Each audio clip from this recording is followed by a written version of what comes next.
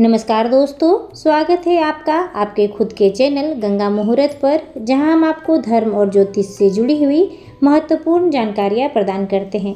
आज है 28 अप्रैल 2025, वैशाख मास है, शुक्ल पक्ष है, प्रतिपदा तिथि है और बहुत ही शुभ सोमवार का दिन है। आज सोमवार के दिन भगवान भोलेनाथ के लिए कई भक्तों ने व्रत धारण किया होगा। सुबह से ही मंदिरों में भगवान को रिझाने की सभी कोशिशें चल रही होगी। ऐसे में अगर आपने व्रत नहीं भी किया है तो सोमवार व्रत कथा सुनने मात्र से ही आपके समस्त पाप दूर हो जाएंगे, कष्ट का निवारण होगा। तो चलिए प्रेम सहित सुनते हैं सोमवार व्रत कथा। एक साहूकार था, उसके घर में धन की कमी नहीं थी, फिर भी वह बहुत दुखी था क्योंकि उसको कोई भी पुत्र नहीं था। वह इसी चिंता में दिन रात दुखी रहता। पुत्र की कामना के लिए वह प्रत्येक सोमवार शिवजी का व्रत और पूजन किया करता था तथा सायंकाल में मंदिर जाकर शिवजी के सामने दीपक जलाया करता। उसके इसी भक्ति भाव को देखकर एक समय माता पार्वती ने शिवजी से कहा, महाराज, यह साहूकार आपका अनन्य भक्त है, सदैव आपका व्रत और पूजन बड़ी श्रद्धा से करता है, आपको इसकी मनोकामना पूर्ण करनी चाहिए। शिवजी ने कहा, हे पार्वती, यह संसार कर्म क्षेत्र है। किसान खेत में जैसा बीज बोता है वैसा ही फसल काटता है। उसी तरह मनुष्य इस संसार में जैसा कर्म करते हैं वैसा ही फल भोगते हैं। माता पार्वती ने अत्यंत आग्रह से कहा, महाराज, जब यह आपका अनन्य भक्त है और इसको किसी प्रकार का दुख है तो आपको इसका दुख अवश्य ही दूर करना चाहिए। आप तो सदैव अपने भक्तों पर दयालु होते हैं और उनके दुखों को दूर भी करते हैं। यदि आप ऐसा नहीं करेंगे तो मनुष्य आपका पूजन तथा व्रत क्यों करेंगे?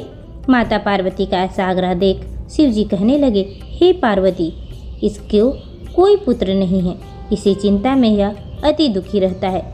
इसके भाग्य में पुत्र न होने पर भी मैं इसको पुत्र प्राप्ति का वर देता हूँ, परंतु वह पुत्र केवल 12 वर्ष तक जीवित रहेगा। इसके पश्चात वह मृत्यु को प्राप्त हो जाएगा। इससे अधिक मैं इसके लिए कुछ नहीं कर सकता। माता पार्वती और भगवान शिव का यह वार्तालाप साहूकार सुन रहा था। इससे उसको ना तो प्रसन्नता हुई ना ही दुख हुआ। वह पूर्व की तरह शिव जी का व्रत और पूजन करता रहा। कुछ समय बाद साहूकार की स्त्री गर्भवती हुई और 10वें महीने में उसके गर्भ से अति सुंदर पुत्र उत्पन्न हुआ। साहूकार के घर में बहुत खुशियां मनाई गई, परंतु साहूकार यह जानता था कि उसका केवल 12 वर्ष की ही आयु है, इसलिए उसने अधिक प्रसन्नता प्रकट नहीं की और न ही किसी को यह भेद ही बतलाया। जब वह बालक 11 वर्ष का हो गया तो बालक की माता ने उसके पिता से उसका विवाह करने के लिए कहा। साहूकार ने कहा, अभी मैं इसका विवाह नहीं करूँगा, मैं अपने पुत्र को काशी पढ़ने के लिए भेजूँगा। साहूकार ने बालक के मामा को बुलाकर उसको बहुत सा धन देकर कहा, तुम इस बालक को काशी में पढ़ने के लिए ले जाओ और रास्ते में जिस भी स्थान पर जाओ वहाँ यज्ञ करते, ब्राह्मणों को भोजन कराते और दक्षिणा देते हुए जाना। दोनों मामा भांजे यज्ञ करते हुए, ब्राह्मणों को भोजन कराते, दक्षिणा देते हुए काशी जी की ओर चल पड़े। रास्ते में एक नगर पड़ा। उस नगर में राजा की कन्या का विवाह था, परंतु जो राजकुमार विवाह कराने आया था वह एक आंख से काना था। उसके पिता राजा को इस बात की बड़ी चिंता थी कि कहीं राजकुमार को देखकर राजकुमारी तथा उसके माता पिता विवाह से किसी प्रकार की अड़चन पैदा न कर दे। जब उसने सेठ के अति सुंदर इस लड़के को देखा तो मन में विचार किया, क्यों ना द्वाराचार के समय इसी लड़के से वर की सारी रस्में पूरी की जाए। ऐसा मन में विचार कर राजकुमार के पिता ने उस साहूकार के लड़के और उसके मामा से बात की। वे राजी हो गए। फिर उस साहूकार के लड़के को वर के कपड़े पहनाकर तथा घोड़ी पर बैठाकर कन्या के द्वार पर लाया गया। कार्य प्रसन्नता पूर्वक पूर्ण हो गया। राजकुमार के पिता ने सोचा कि यदि वह विवाह कार्य भी इसी लड़के से करा लिया जाए तो क्या बुराई है। ऐसा विचार कर लड़के और उसके मामा से कहा, यदि आप फेरों और कन्यादान में भी हमारा साथ दे दे तो आपकी बहुत ही कृपा होगी। मैं इसके बदले आपको बहुत सारा धन दूंगा। दोनों ने इसे भी सहर्ष स्वीकार कर लिया। विवाह कार्य भी बहुत अच्छी तरह से संपन्न हो गया। सेठ का पुत्र जब जाने लगा तो उसने राजकुमारी की चुन्नी में लिख दिया था, तेरा विवाह मेरे साथ हुआ है, परंतु जिस राजकुमार के साथ तुमको भेजेंगे वह एक आंख से काना है। मैं पढ़ने के लिए काशी जा रहा हूँ। सेठ के लड़के के जाने के पश्चात राजकुमारी ने जब अपनी चुन्नी पर ऐसा लिखा हुआ पाया तो उसने काने राजकुमार के साथ जाने से मना कर दिया। उसने अपने माता पिता को सारी बात बता दी और कहा कि यह मेरा पति नहीं है, मेरा विवाह इसके साथ नहीं हुआ। जिस वर के साथ मेरा विवाह हुआ है वह तो काशी पढ़ने के लिए गया है। राजकुमारी के माता पिता ने अपनी कन्या को विदा नहीं किया और बारात वापस चली गई। उधर सेठ का लड़का और उसका मामा काशी पहुंच गए। वहां जाकर उन्होंने यज्ञ किया। लड़के ने पढ़ना शुरू कर दिया। जिस दिन लड़की की आयु 12 साल की हो गई उस दिन मामा ने यज्ञ रखा था।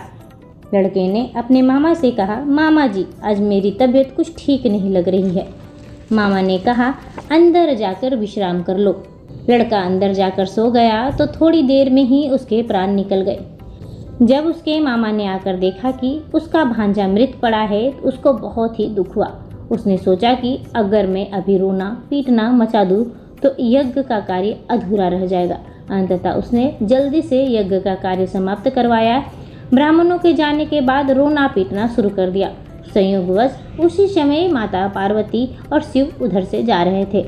जब उन्होंने जोर जोर से रोने की आवाज़ सुनी तो पार्वती जी कहने लगी, हे महाराज, कोई दुखिया रो रहा है, इसके कष्ट को दूर कीजिए। जब शिव और पार्वती वहां पहुंचे तो उन्होंने पाया कि वहां एक लड़का मृत पड़ा है। माता पार्वती कहने लगी, महाराज यह तो उसी सेठ का लड़का है जो आपके वरदान से उत्पन्न हुआ था। शिवजी ने कहा, हे पार्वती, इसकी आयु इतनी ही थी जो यह भोग चुका। तब पार्वती जी कहने लगी, हे महाराज, इस बालक को और आयु दे दे, नहीं तो इसके माता पिता तड़प तड़प कर मर जाएंगे।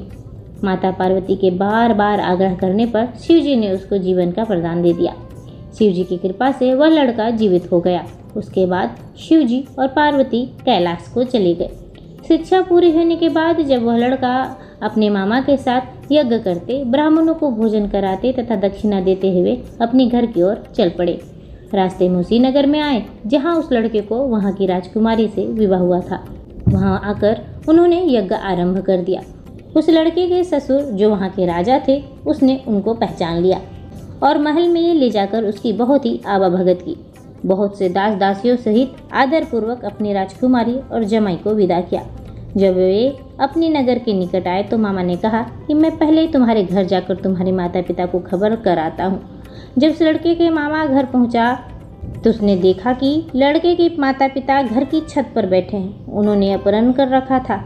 यदि हमारा पुत्र सकुशल लौट आया तो हम राजी खुशी से नीचे आ जाएंगे, नहीं तो छत से कूदकर अपने प्राण दे देंगे। उस लड़के के मामा ने आकर जब यह समाचार दिया कि आपका पुत्र आ गया है तब उनको विश्वास नहीं आया। उसके मामा ने शपथ पूर्वक कहा कि आपका पुत्र अपनी पत्नी तथा बहुत सारा धन लेकर साथ में आया है। तो सेठ का प्रसन्नता से मन भर उठा।